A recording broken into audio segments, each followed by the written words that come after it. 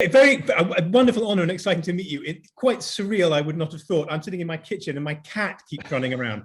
I didn't want him to be in my lap like Blofeld when I first spoke to, Whispering Death. So I'm sorry if she comes back. No problem. That's not a problem at all. I shouldn't say I should say we. My wife and I have 3 cats and a dog, so it's okay. Oh, really? Oh, man, what? In that case, with a bit of luck, she'll come up and meet you. Her main fear is when we play cricket in the garden. Even my 8-year-old boy can kill her with a cricket ball. Doesn't need to be as fast as you. So look, speaking of things that one wouldn't have expected to happen. Yes. Just read your wonderful, fascinating, gripping, and, a very important book. Thank you. But back in the day when I was watching you on the TV and kind of admiring and fearing you in equal measure, I would never have imagined you. I suppose I would, if I thought about it, I might have imagined you becoming a political figure, because so many of the cricketers of the Caribbean in that era did go on to political lives. Did you imagine it back then? Not at all. Not at all. And I still don't consider that I'm involved in any political aspect of my life at all. I see this as a humanitarian situation. It's easy to say political, but I don't really look at it that way. And I never ever thought I'd have gotten involved the way that I have. I never thought I would have said what I said. I never thought I would have been given the opportunity to express my views. But that's just the way life is. It's that things just come together and things happen.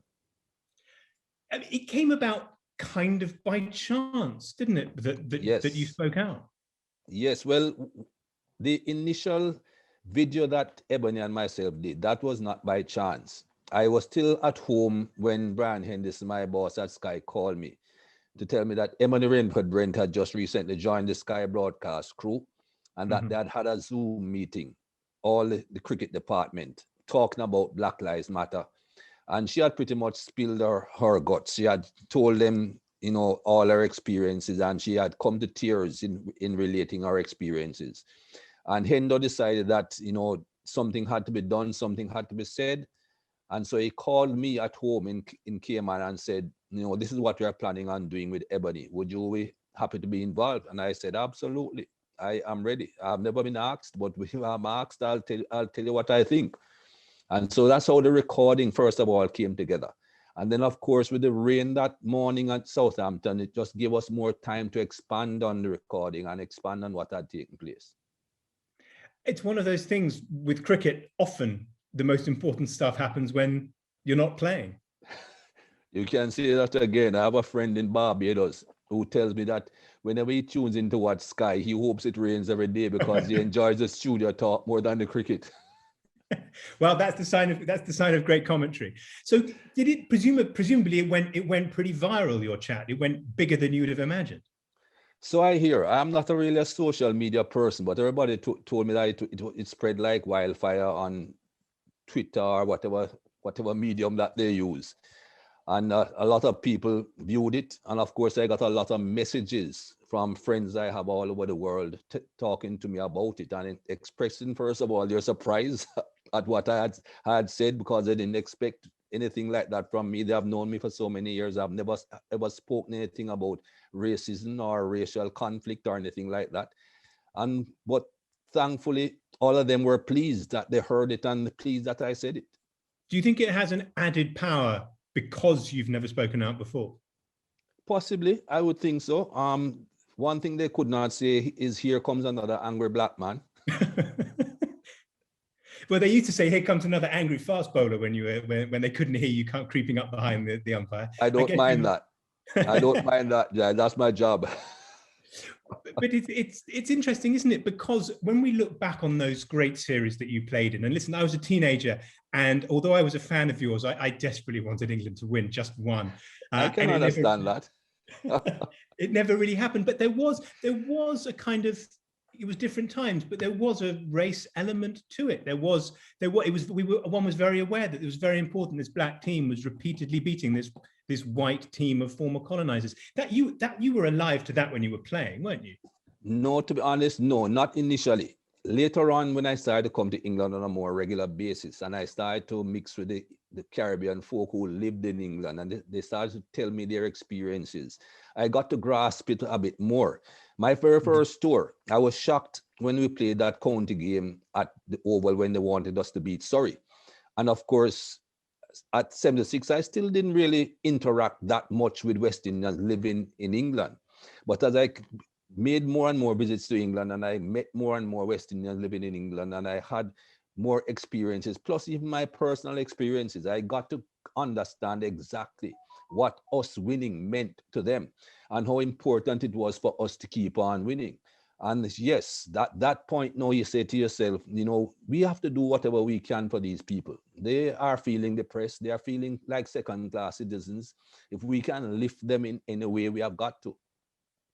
You mention in the book the famous moment when Tony Greig said, who was a South African only playing for us because the South Africa went to the game. He said, we're going to make them grovel, which it just sounds like the most evil, racist thing to our ears now. You talk about how it fired you up, but at the same time, you're very quick to say Greig wasn't a racist.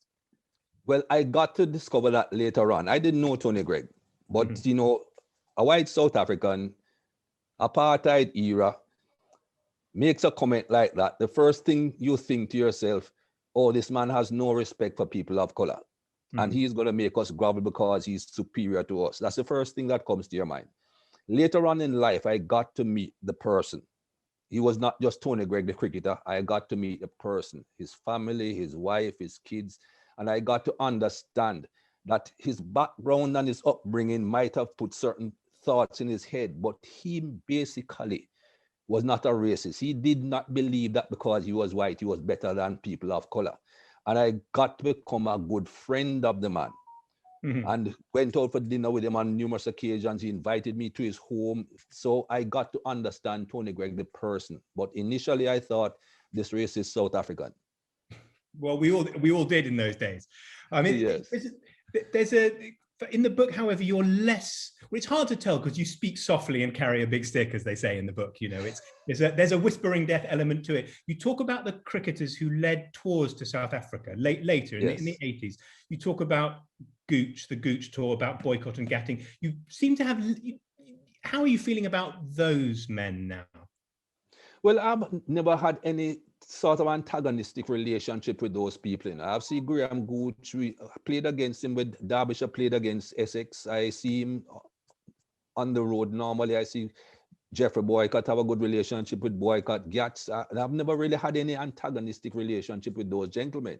But it's just a fact of life that they were treated a lot easier and a lot better than people who went from the Caribbean because of the status of being white. They were treated much more gently. And that's just life. You know, I'm not going to hate them for that. That is not their fault. It's just the system and the institutionalized racism that we live amongst. But now you are trying to do something to change it. You say it's life, yes. But you do want to change it, don't you? Definitely. I would love to see it changed. I would love to see people accept people as just people and not think that because you are from this faith or because you have this color or this race that you are any better or any worse than anyone else. That's what I would love to see. I would love to see people judged by their achievements. I can bowl faster than you. Yes, I'm a faster bowler than you. I can run faster than you. I can calculate my mathematics quicker than you. That is what I want to see people judged by, not by their faith or by their skin color or even by their age. I don't want to see people being judged that way. All those three statements are probably true, but definitely true. You bowl faster, you run faster. And the maths is also true. I see you said you weren't a big one for reading when you were a kid, but you were a mathematician.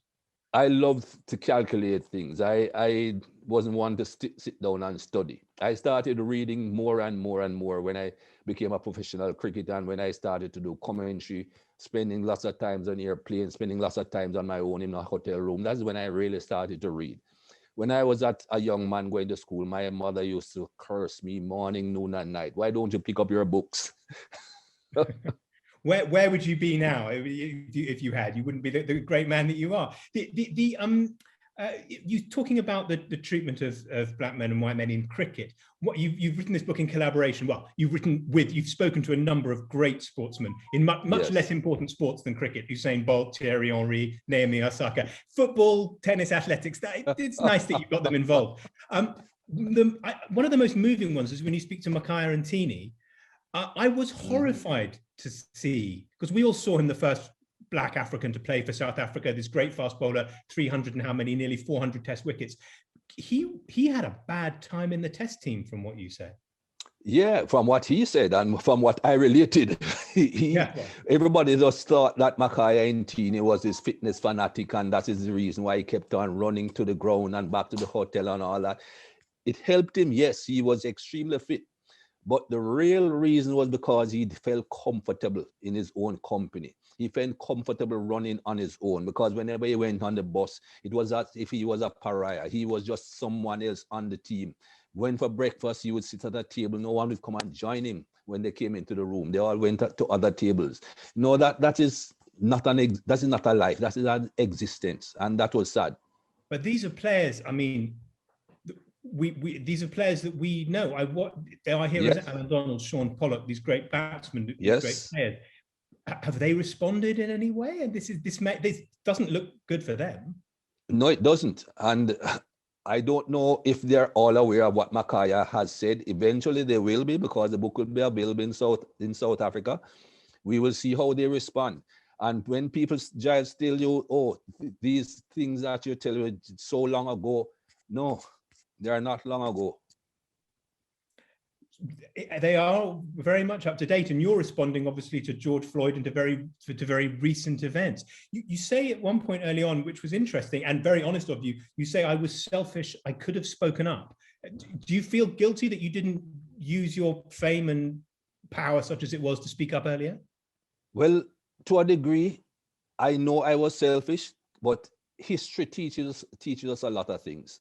And history has taught me that perhaps if I had spoken up, I would not be speaking to you now. Perhaps I would not have had as long a career, because we have seen what has happened to people who have spoken up, people who have color, who have spoken up about injustice. They disappear. They are admonished. They are just obliterated. The two great American athletes. So how we talk about this is recent, the stuff with Makaya and Ntini. There's recent stuff around the Ollie Robinson thing, these tweets he did when he was a kid. But a debate came up about whether there was racism around the England cricket team now. There's been a decline in black players playing for England. Do you think there's a problem with racism in English cricket? I don't think there's a problem with racism in the English cricket team. I don't think the players within the team have a problem where racism is concerned. I think it's more institutionalized, it's more systemic than it is a matter of the individuals. And I think that's true of the society as well, Giles. I don't think there's a problem so much with individuals. I have been all over England since I said what I said on Sky, and since I've written this book, and since excerpts have come out. And people have kept on saying to me, oh, Mikey, I like what I have heard you say, and I like what you are saying about this and whatever. So it's not the individuals, because what I think I am doing, or what is happening, is that a lot of individuals who even did not even think about certain situations are now beginning to think and to recognize that perhaps some of the things that they thought, some of the things that they said, some of the things they took as normal and as natural aren't really that way. So I don't think there's a problem within the individuals in the team. But as we have seen, as you just quoted the numbers have been reduced drastically. And there must be a reason for that. People try to say that West Indians are no longer that interested in cricket. That is rubbish. Ebony Rainford-Brent's ACE program is showing that that is rubbish. That so many kids want to play cricket, and there are still so many talented kids. The ECB have put millions in the South Asian cricket, British South Asian cricket. What have they put in the British Caribbean cricket? So it's not a matter that there aren't Caribbean kids who want to play. It's a matter of, is the door open? You weren't that impressed, and it follows on from that with the fact that the England cricket team kneeled once and then didn't again. That didn't impress you? No, and the reason, the official statement that came out of the ECB and the England cricket team did not impress me either. As a matter of fact, it disturbed me, because the official press release said that they did it in respect of their visitors. Now, if that is what you are saying officially, what you are basically telling me that you did it because your visitors was a black team, and that's the only reason you did it. That does not go down too well with me. And what do you think then about the England football team? Because this has been a bit of controversy. The England football team have been kneeling throughout the tournament. Boris Johnson there was a weird statement from the government where the booing wasn't condemned. I think Johnson has now supported the kneeling. How are you feeling about all that? Have the England football team, is their kneeling, is that good? And what about the Prime Minister's response? I am happy that they are, and I said that publicly on Sky, that I am praising Southgate. I'm applauding him and the England football team for taking the knee, because they know exactly what they are doing. They know exactly why they are doing it. They are supporting a cause to tell the entire world that they are interested in supporting Black Lives Matter. And again, not the political movement that people want to talk about, but the three words, that Black Lives Matter. People with black skin, their lives matter. And that's all they are supporting. They are showing a worldwide accepted gesture of supporting that principle. And I applaud them. I have always watched England play, but I've just watched them because it's football and it's England playing. I am a vociferous supporter right now. So do you think that'll be true when the wider in the black community? Do you think, because I think English football support was very racist for a long time. There was a hardcore in the 1980s that didn't count the score. They did goals scored by black players for England. There was a hardcore of National Front supporters, yes, who would say that if England won 2-1, but Les Ferdinand scored one of the goals, that it was just a draw. So do you think what is happening now might be bringing some black supporters to the England team that weren't there before? Well, I don't know if they weren't black, if the black supporters weren't there for the England team. I have no idea. I think there was more lack of support from white supporters when the black players did well. I'm not aware of black people not supporting the England team. Possibly, I don't live in the society, so I'm not aware. But one would hope that everything will just keep on going in the right direction. I see movement already. I see positive movement. I hope people will accept that things are not good, things need to change, and that the movement will continue in the right direction. And then I was also fascinated when you were talking wider. I accept you're not a political figure, and these are just big issues. But when you talked about the Brexit debate, it didn't come down either way, but the nature of the language, the narrative, you compared to the Enoch Powell Rivers of Blood speech.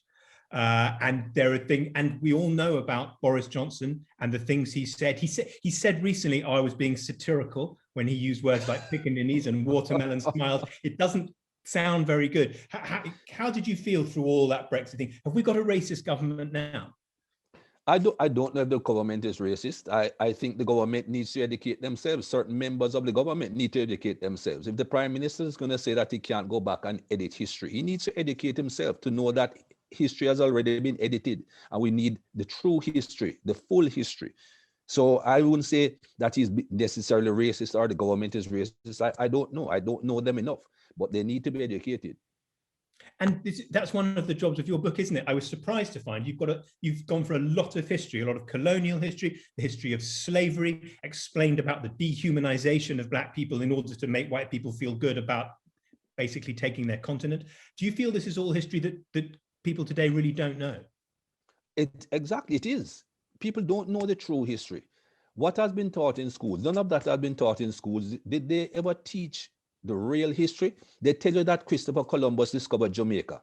Christopher Columbus discovered something that had been existing for thousands of years with people living on it and trading and all that. They tell you that Christopher Columbus discovered America. He did not even set foot on American soil. And by the time he got there, the Native Americans were already trading with Norway and Denmark and all those places. That is not truth. That is a slant that they put to try and convince people of a certain narrative. That is not truth, and they need to teach the truth. And what about, you talk about briefly about Edward Colston and the statue, and I think everyone feels that's, the pulling down of that was an important and a political statement. And you sort of think, my God, was he there, that statue, all the time, this man who literally drove the slave trade? As you move down through the ranks of evil from someone like that, through historians like William Gladstone, who had associations with the slave trade, what about with Churchill now? He's now being seen as a racist figure. Clearly he had racist views about empire. You're not one of those people who thinks there might have been an okay side to empire, are you? What do you feel about Churchill and all of that now? No, I don't think there was an okay side to it at all. And certainly people of that era had certain mindsets that we don't need to cherish and we don't need to celebrate. I'm not going to tell you that Churchill or his statue and his legacy should be muddied or anything like that, but we should not be celebrating certain aspects of things that happened in the past. It might have been acceptable then, but not everything that was acceptable in the distant past we must now celebrate. We can say, yes, times have changed and we have to change with times. And that is the direction in which I'm hoping we should go. We cannot celebrate Hitler, irrespective of how many years are to come. We cannot ever celebrate Hitler. We can put Hitler in the library. We can let people be aware of Hitler and his deeds, but we can't celebrate him. So I don't see why we should be looking to celebrate people who have done evil in the past. No, I absolutely agree with you. And maybe finally, you're talking now in the middle of a glorious commentating career, but after a playing career is finished.